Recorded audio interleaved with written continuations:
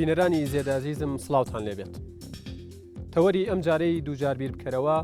تایبەتە بە پرۆژەی دەستوری هەرێم و پرسی گەڕاننەوە بۆ پەرلەمان پاشان هەموارکردنەوەی یاخود ئەنجامدانی ڕیفراندۆم لەسەری.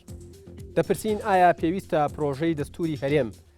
بەر لە خستنە ڕیفراندۆمەوە لە پارلەمان هەموار بکرێتەوە؟ ئەو بڕگانەی دەستور چین کە دەبێت هەموار بکرێنەوە و بۆچی تەواوی لایەنەکان بڕیارێکی هاوبەشیان لەبارەی دەستورەوە نییە؟ ئایا پرۆژەی ئێستای دەستور لە بەرژەوەندی لایەنێکی دیاریکراودایە؟ تا چەندە یەکێتی و گۆڕان پابەندن بە ڕێکەوتنی دەباشانەوە و سوورن لە سەرکردنی سیستمی هەرێم بە سیستمی پارلەمانی لە بری سەرۆکایەتی؟ تا چەندە ڕاستە کە مەرجی پارتی بۆ هەموارکردنەوەی دەستور سەر لە نوێ کاندیدکردنەوەی بارزانیە بۆ ویلایەتێکی نوێ؟ گرنگترین پرسیاریش کە هێشتا وەڵامێکی دڵنیاکەرەوەمان بۆی دەست نەکەوتووە ئەوەیە ئایا دەستور گەڕاوەتەوە بۆ پەرلەمان یان هێشتا نەگەڕاوەتەوە؟ بەڵێ بینەرانی عەزیزم، بەرنامەیەم شەومان بە میوانداری ئەم بەڕێزانە دەبێت لە دەستە ڕاستم کاگالان حەمەسەعید، کادری پارتی دیموکراتی کوردستان، هەروەها کاک گۆران ئازاد پارلەمانتاری یەکێتی نیشتیمانی کوردستان لە پارلەمانی کوردستان بە خێراتنتان دەکەم. لە دەستە چەپیشم کاک برز و مەجید پارلەمانتاری فراکسیۆنی گۆڕان یاخود بزوتنەوەی گۆڕان لە پەرلەمانی کوردستان. ئێوەش بەخێربن سەرسەر و سەرچاومان بە خێراتنی تەواوی و میوانە عەزیزانەکەم. ئەم شەو ڕاستە و خۆ لێرە ئامادەن و ئەرکە کێشن بە دەنگدان و بە پرسیارەکانیان بەرنامەکە دەوڵەمەندتر و جوانترەکەن بەخێربێن سەرسەر و سەرچاومان. ئەرکنە بێ کۆنترۆڵەکانتان ئامادە بکەن، بەڵام دەست بە دەنگدان مەکەن، ئەچینە لای ڕاپرسی یەکەمی ناوەمەڵقەیەی دووجار بیر بکەرەوە. پرسیاری ئەم شەومانەمەیە: ئایا پێویستە پرۆژەی دەستوری هەرێم بەر لە ئەنجامدانی ڕیفراندۆم لەسەری لە پەرلەمان هەموار بکرێتەوە بۆەوەی زیاتر بەرچاوتان ڕوون بێ لە کاتی دەنگدانە؟ ئەوترێت پرۆژەی دەستور ڕایەکەی ئەڵێت دەستور بێکەم و کورتیە، یەکسەرە بێ بخرێتە ڕاپرسی و ڕیفراندۆم و ڕای خەڵکی هاوڵاتیان یاریمی کورسانی لەسەر وەربگیرێت. ڕایەکی تری شەیە ئەڵێت نەخێر، دەستور کۆمەڵێک بڕگە و مادەی تایە ئەبێت بگەڕێتەوە بۆ پەرلەمان و مناقەشەی لەسەر بکرێت و سەر لە نوێ پاگنووز بکرێتەوە. ئەمەیە ڕاکە کە ئێمە مەبەستمانە. ئایا پێویستە پرۆژەی دەستوری هەرێم بەر لە ئەنجامدانی ڕیفراندۆم لەسەری لە پەرلەمانی کوردستان هەموار بکرێتەوە؟ بەڵێ ژمارەیەکە لەسەر کۆنترۆڵەکانتان، نەخێر ژمارە 2 بڕیارم نەداوە، ژمارە 3 فەرموون دەست بە دەنگدان بکەن.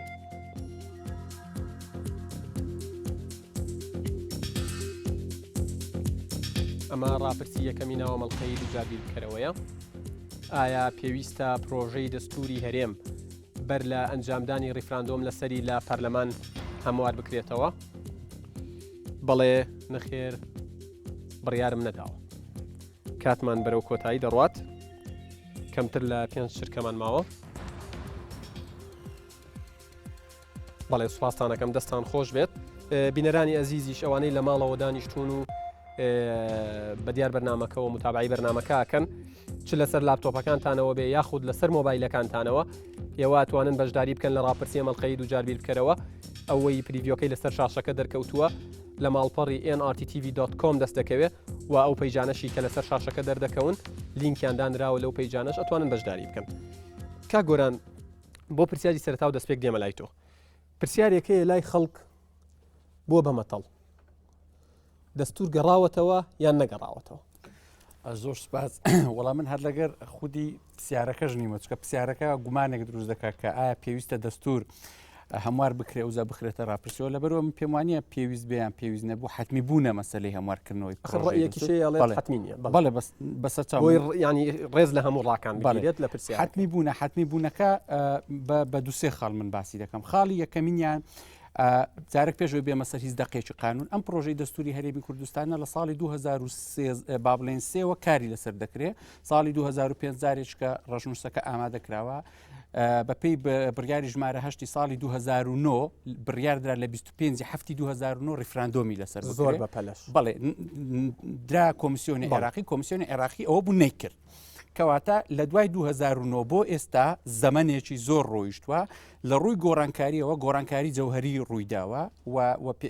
بۆ نمونە ئەو کاتانی کە قسە لەسەرەوە دەکرا ئۆپۆسیۆن نەبوو دوای ئۆپۆسیۆن دروست بوو پرسی نەوت کە پرسێکی زۆر گرینگە بەم شێوەی ئێستا حکوومەتی هەرێم دەستی بە هەناردە و شێوە ناردنەدەرەوەی نەکرد بوو پرسێکی زۆر گرینگە قسە لەسەر سیستەمەکەیە و ئەو کاتە هێزە سیاسەکان دەیانتوانی زۆری نەبێنن کاتێک سەرۆکی هەرێم لە ناو خەڵکەوە هەڵبژێردرابە بەڵام ئێستا ئەزانین ئەوە پەرلەمانی کوردستان ئاخر نمونە هیچ هێزێک نەیتوانیوە زۆری نەبێنی کەواتە سەرۆکی هەرێمیش ئەگەر لە ناو خەڵکەوە لە هەر هێزێک بێ هەڵبژێردرێ ناتوانانی زۆری نێ خەڵک بەدەست بێنی ئەگەر لە ڕێگەی تەوافقی نەبی کەواتە ئەم گۆڕانکاریانە لە قاعدەی دابڕێنراوەکەڵێ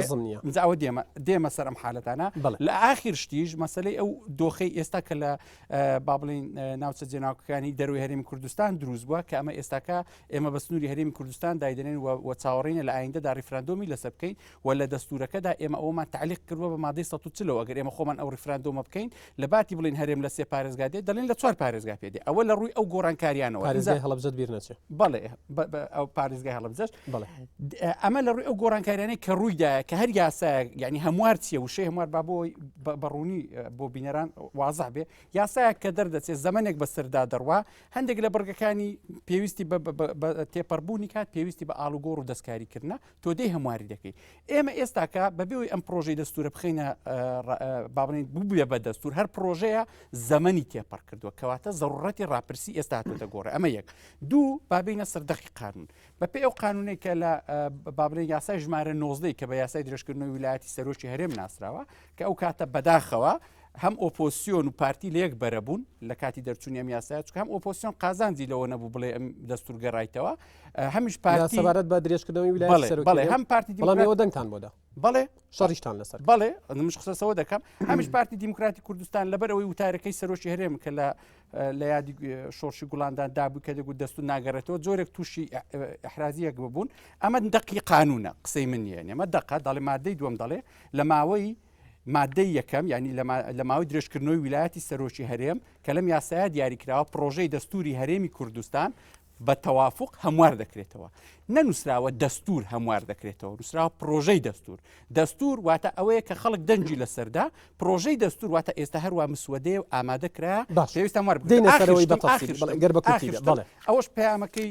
بەڕێژ سەرۆکی هەرێمی کوردستانە کە لە ئەو کاتە بڵاوی کردەوە نەسەن دەڵێ داوا دەکەم خولی ئایندەی پەرلەمانی کوردستان سەرۆکایەتی پەرلەمانی کوردستان لە دەستپێکی کارەکانی ساڵی یەکەمیان کار بکەن لە نێوان فراکسیۆنەکاندا بۆ گەشتن تەوافق بنبەستی هەموارکردنەوەی سەرۆکی زۆر باشە وەڵامی پرسیارەکەی منت نەدایەوە گەڕاوەتەوە یان نەگەڕاوەتەوە کەواتە گەڕانەوە و نەگەڕانەوە یعنی چێ خۆ دەستور بۆی ئەم شەیە گەڕانەوەیکی معنەویش ئازانم ئەمە شتێکی هەڵی گریبی بینە ناو شتێک نییە لە دەرەوە بێ بهێنیەوە واتە دەستور دەتوانین بخەینە ڕاپرسی یاخود دەبێ هەمواری بکەینەوە وەک گوتم بەپێی پەیامی سەرۆکی هەرێم بەپێی قانونەکە دەڵێ پرۆژە هەموار دەکەین واتە ئەو پرۆژەیە ئێستا ئامادەیە بۆ هەموارکردنەوە لە پەرلەمانی کوردستان لە پەرلەمانیان لە پەرلەمان نییە لە پەرلەمانە باش کاگالان تۆکو کادرێکی پارتی دیموکراتی کوردستان لەسەر مێزەکە حزۆر تێ کاگۆران وتی لەگەڵ پرسیارەکە نین چونکە ئەبێ بگەڕێتەوە بۆ پەرلەمان گەڕایتەوە ئێوە ڕاستکردنەوەی بۆ کاگۆران کەم پارتی و پۆزیسیۆن لە یەک بەرە نەبوون لە کاتی تەمدیدی ویلایەتی سەرۆکی هەرێمە لەسەر داوای یەکێتی نیشتیمانی کوردستان ئەو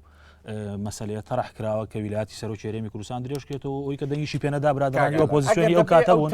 ئەمش قسەم هەیە لەسەر ئەوەی کە من مقاطعی جەنابتم نەکرد ئەمە دیبیت وەکو سیستەمی ترافیک لای دوایە کاتێک ئەمە سەوزم دەبێت جەناب سوور بەڵام ئەگەر من قسەم لەسەر ئەوە کردووە هەتا منیش جوابم دەوە من قسەم لەسەر کرد لە حەزاتی خۆ بنووسە قەیچێک کاگۆران ئۆپۆزیسیۆن لەسەر پرسی دەستور لەسەر گەڕانەوە نەگەڕانەوە لە یەک بەرە بوون ئەگەر قسە لەسەر ویلایەتی سەرۆکی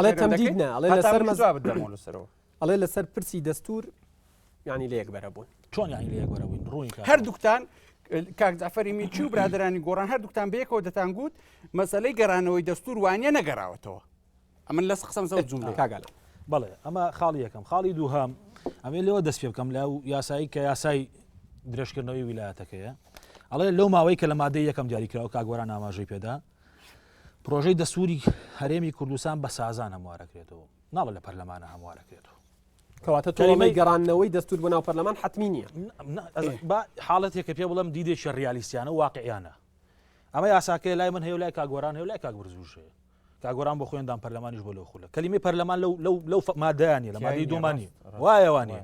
دەڵێ بە پرۆژەی دەستوری هەرێمی کوردستان بە سازان هەموارەکرێتەوە کەلیمەی سازان یعنی چی من ئێستا حالیان خەریکی پرۆژێک کتێبێکم لەسەر حکمی تەوافقی دیموکراسی تەوافقی و لەو مەسەلا تقریبا جۆرێک لە پسپۆڕەتی وەگرتووە کەلیمەی سازان کەلیمەیەکە مستەڵەحێکە بۆ ئەوەیە هاتووە بۆ مەرحەلەیەکە ئینتیقالی بۆ کۆمەڵگەیەکی فرەدەنگ و فرەڕەنجی کۆمەڵایەتی کە پێگاتمن لە چەند مکەوناتێکی ئاینی یان ئاینزاییان نەتەوەی نەگۆکو هەرێمی کوردستان بەڵام ئەگەر مەبەست سازانە سیاسیەکە بێ ئەوە سازانی سیاسی یەکێک لە هەرە ڕوکنە گرنگەکانی سازان بریتە لە چی بریتە لەوەی کابێت 4 ڕوکنی گرنگە یەکێک لە هەرە ڕوکنە گرنگەکانی ئەوەیە کە ئەم مەسەلانە کە مەسەلەن سازانیان لەسەرکرێت تەوافقیان لەسەرکرێت ئەبێ نوخبەی سیاسی حاکم یەکلایی کاتەوە هەست ناکەم قسانەی تۆ لەگەڵ قسەی سەرۆکی هەرێمە یەک ناگرنەوە ئەو تا کاگۆرانیش ببوورە سەرۆکی هەرێمەڵێت بەڵێ ئیشی خولی چوارەمی پەرلەمانە واقعەکەت پێ بڵم یادگار واقعەکە چییە دوجارم پرۆژەی هەردێتەوە پەرلەمانی کوردستان و دوجاری چۆن دێتەوە بۆ دێتەوە بۆ دڕونکەمەوە چونکە بەر لە سازان خطوەیەک هەیە بەر لەوەی کە پەرلەمان هەمواری کاتەوە خۆی ئەڵێت بە سازان هەموارەکرێتەوە یعنی کەلیمەی سازان لە پێش هەموارکردنەوەی واتە بەر لەوەی کێمە بگەینە سازان پێویستمان بۆەوە هەیە بەر لەوەی بگەینە تعدیل پێویستمان بۆیە سازان لەسەر ئەم سازان لەکوێکرێت ئەم سازان ناو پەرلەمانی کوردستان ناکرێن پێم زەحمەتە لەسەر پرۆژەیەکی ئاوا گەورە لە ناو پەرلەمانی کوردستانە لەو هەموو فراکسیۆنە لەوە هەمووەندان پەرلەمان بۆ لەبەرەوەی حزبەکان ئاراسی پەرلەمانیشەکە من یەک ملاحەزەوە بافکرەکەم تەواوکەم هەمووی پێڵم ئەو کۆمەڵگەیانەی حکمی تەوافقی بەڕێیانەکە لەو پرۆژانی کە ڕەهەندێکی نیشتیمانیان هەیە دەوری پەرلەمان تەعتیلە بێت ئەمە واقعەوە کۆی لە عێراق ڕوویە ئەو پرۆژانی کە پرۆژەن ڕەهەندی نیشتیمانیان هەیە نوخبەی سیاسی حاکم لەسەریان ڕێکەوێ دوجارە نێرێتە پەرلەمان تەسویتی لەسەر پەرلەمان چیە لەو کاتە ئەمە واقعی کۆمەڵگەی تەوافقی پەرلەمان لەوێ تەنها ینی چۆن بڵێ مؤسسەیەکی کارتۆنیە نەخێر ئەزانین شتەکە پێشتر لەسەری ڕێکەوتن ئەوان بەس بڵێ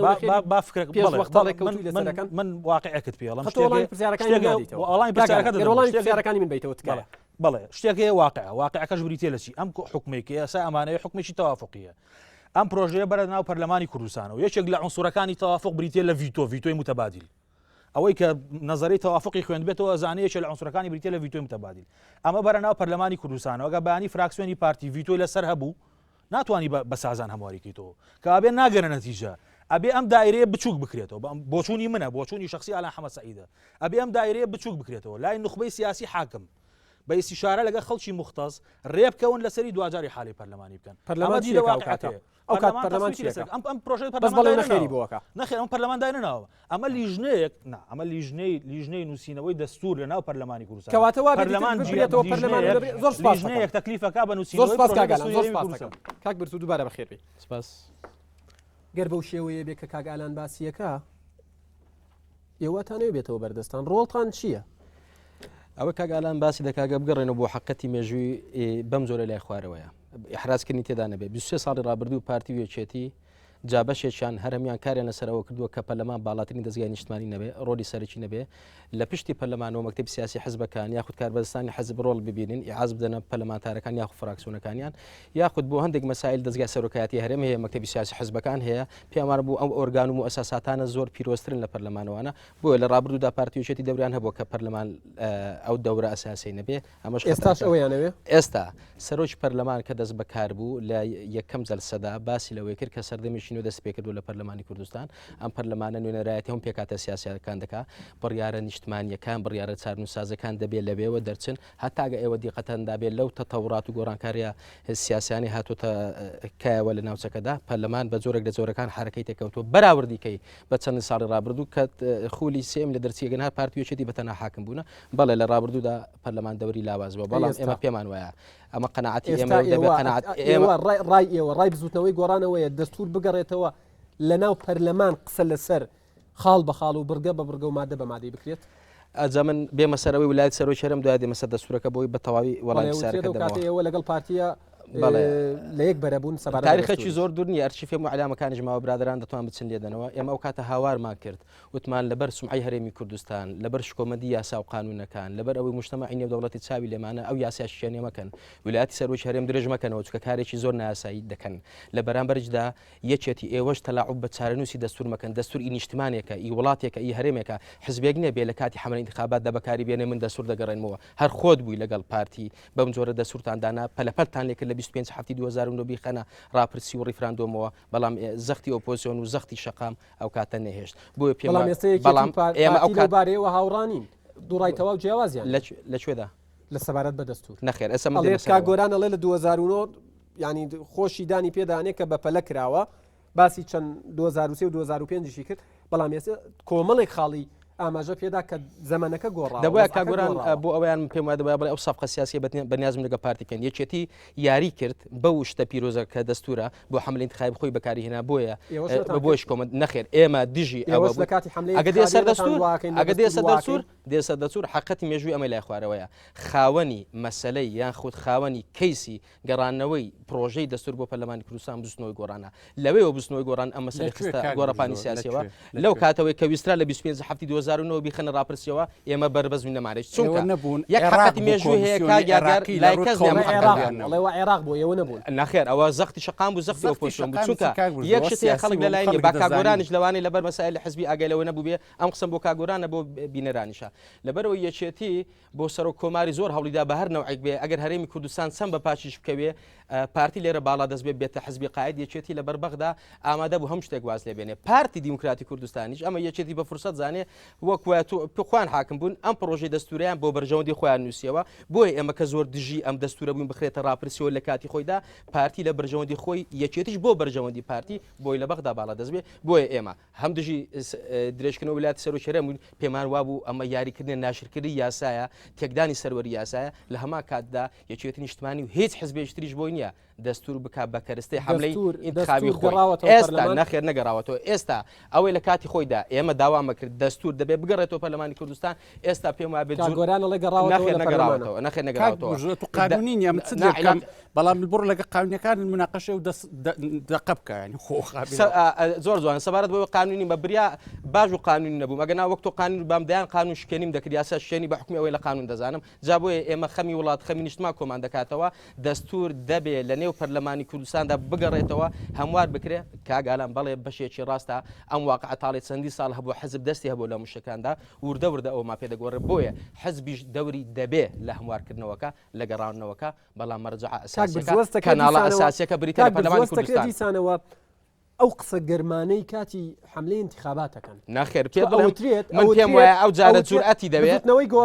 بزوتنەوەی گۆڕان ئێستا لە هەڕەمی لە سەر هەڕەمی پەرلەمانە چی کردووە ئەم یەکەم ئەوەی دەستور لە ناو پەرلەمان هەموار بکرێتەوە قسەی لەسەر تۆڵە هێشتا نەگەڕاوە ئەوەی پێ دەڵێن ئیجراعاتی قانونی ئیجراعاتی ئیداری ئیجراعاتی فەنی نەکراوە لەبەرەوەی سازارەکەی دەبێت ئەگەر ناسەرۆژ پەرلەمان گوتت لە بزنەوەی گۆڕانە یەکەم قسەی سەرۆژ پەرلەمان بریتیلەوەی وتی جێڕانەوەی دەستور و هەموارکردنەوەی لە ئەولەویەتی کاری پەرلەمانە لەم خولەدا بۆیە ئێمە خاوەنی کەسی جێڕانەوەی دەستورین ئێساش داکۆچی لێ دەکەین دەبێ بگەڕێتەوە لەبەرەوەی هەرێمی بگەڕێتەوە ئەو جارە با بێتەوە مەیدانە عملیەکە چکە سەرۆژ پەرلەمان ڕاگەیاندووە ئێمە ژۆک فراکسیۆنی گۆڕان تاوا پژری دەکەین بۆ چینیە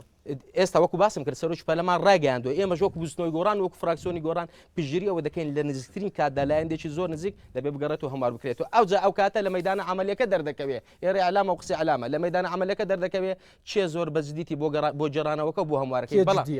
ئەوە لە مەیدانە عملیەکە دەردەکەوێت بەڵێ ئێمە جدین و داکۆچی دەکەین ئەیکێ جدینیە ئەو کەوتم هاتە سەر مەیدانە عملیەکە دەردەکەوێت ئەو کاتە تا ئێستا دیار نییە تا ئێستا دیار نیە نەخێر کاگۆران ئێوە لە ئەڵێت نەگەڕاوەتەوە دیسانە و بەزمەکە دەستی پێکردوتەوە وەکو لە پرسیاری سەرەتاشا کردم بینەری سەری لێ شێواوە نازانین گەڕاوەتەوە یان نەگەڕاوەتەوە تۆڵی گەڕاوەتەوە لێ نەگەڕاوەتەوە باواز لەوە بێنین گەڕاوەتەوە یان نەگەڕاوەتەوە بەڵام ئەگەر دەستور بگەڕێتەوە ناو پەرلەمان و لە ناو پەرلەمان هەموار بکرێتەوە تۆ ڕاتچیە سەبارەت بە قسەکانی کاگالان لەو بارەیەوە کاگالان ئەڵێت ئەبێت بازنەکە تەسکتر بکرێتەوە لە دەرەوە تەوافق و سازانی لەسەر بکرێت لە ناو پەرلەمان بەڵێ نەخێرەکەی بۆ بکرێت من ڕێزم وەکوێتی تا چەنە لەگەڵ من بەڵێ بەسەرچاو بەڵام من ڕێزم هەیە بۆ قسەکانی کاک برزۆ نە حملەی ئینتیخاباتە و نە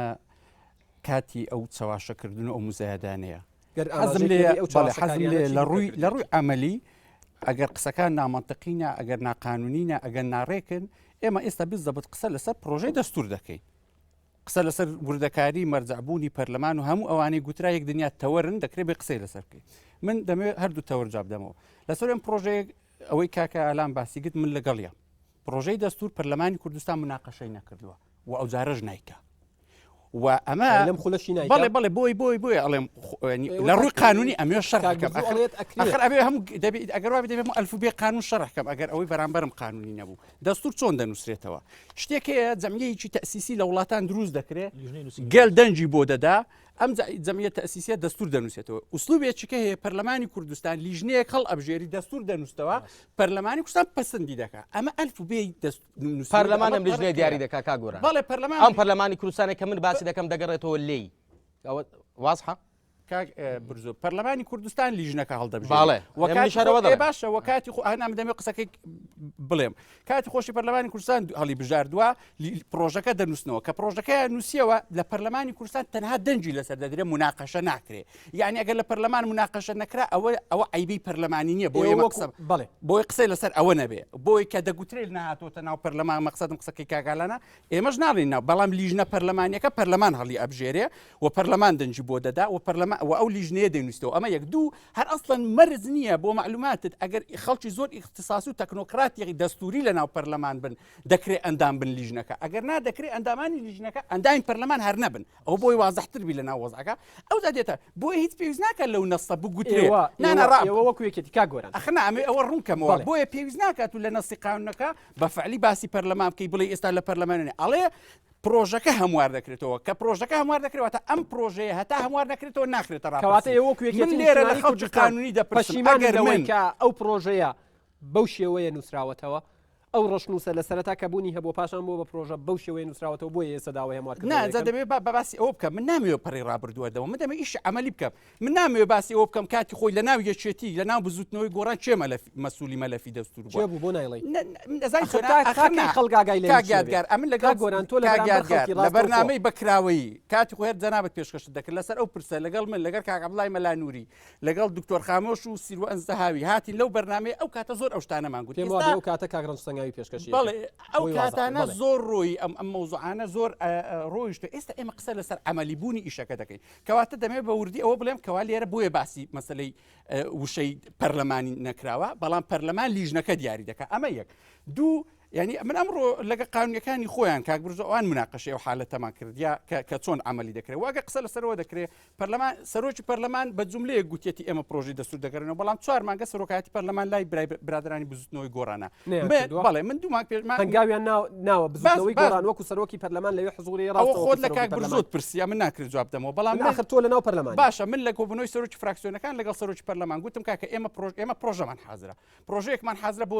بۆ هەموارکردنەوەی پرۆژەی دەستور بۆ پێکەنانی ئەو لیژنە پەرلەمانی کە ئێستا باسمان کرد بەڵام گوتمان حەزمان لێ هەموو فراکسیۆنەکان پشتیوانی لێ بکەین ئێمە بۆ مزایدە پێشکەشی ناکەین چکە ئێمە 18 پەرلەمانتارین ئەگەر هەموو فراکسیۆنەکان پشتیوانی نەکەن نابی ئێمەش دەوانێت دەستورەکە بڕوا سەرۆکی پەرلەمان گوتی سوپاستان دەکەین مادان پرۆژەکە پێشکەش مەکەین ئێمە کار دەکەین لە ئایندەدا بۆی میکانیزمێک بۆ ئەم کارە ببینەوە ڕامان